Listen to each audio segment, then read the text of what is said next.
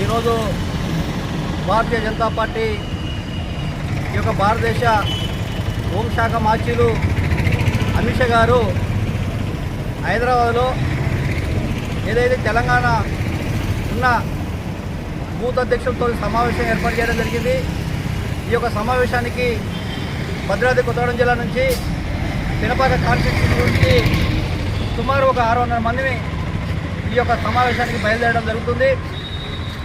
ఏదైతే ఈ యొక్క భారతదేశంలో భారతీయ జనతా పార్టీ మరోసారి అధికారం రావాలనే లక్ష్యంతో ఈ యొక్క తెలంగాణలో కూడా ఏదైతే రేపు జరగబోయే పార్లమెంట్ ఎలక్షన్లు ఏవైతున్నాయో దాంట్లో అత్యధిక స్థానాలు గెలిపించుకోవాలనే ఉద్దేశంతో ఈరోజు బూత్ స్థాయి నుంచి ప్రజలను మమేకం చేస్తూ కార్యకర్తలను మమేకం చేస్తూ ఏదైతే ఈ యొక్క నరేంద్ర మోడీ గారి 10 సంవత్సరాల పరిపాలన ఏదైతే ఉందో వారి యొక్క పరిపాలన విధంగా అనేక సంక్షేమ పథకాలు ప్రజలు తీసుకురావడమే కాకుండా ఇలా భారతదేశంలో ఎప్పుడు ఎలక్షన్ జరిగినా నరేంద్ర మోడీ గారికి మరోసారి గెలిపిద్దామనే ఊళ్ళూరుతున్న ప్రజలు మనం గమనిస్తున్నాం.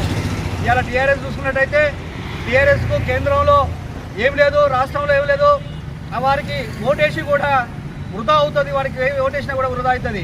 ఇలా కాంగ్రెస్ ప్రభుత్వం మనం చూసుకున్నట్టయితే ఇలా నిన్నగాక మొన్న వచ్చి అనేక ఉచిత హామీలు ఇచ్చి ప్రజలను మోసం చేస్తూ ఏదైతే ఈ యొక్క రాష్ట్ర ప్రభుత్వ ఖజానాను కూలగొడుతున్న ఈ ప్రభుత్వాన్ని కూడా ప్రజలు గమనిస్తున్నారు. రాబోయే రోజుల్లో భారతీయ జనతా పార్టీకి పట్టం కట్టినందుకు ఈ ప్రాంతంలో కూడా అనేక మంది ఊళ్ళూరుతూ ఈ యొక్క ప్రజలు నరేంద్ర మోడీ గారికి మద్దతు తెలుపుతున్నారు. భారత్ మాతా కీ జై, భారత్ మాతా కీ జై.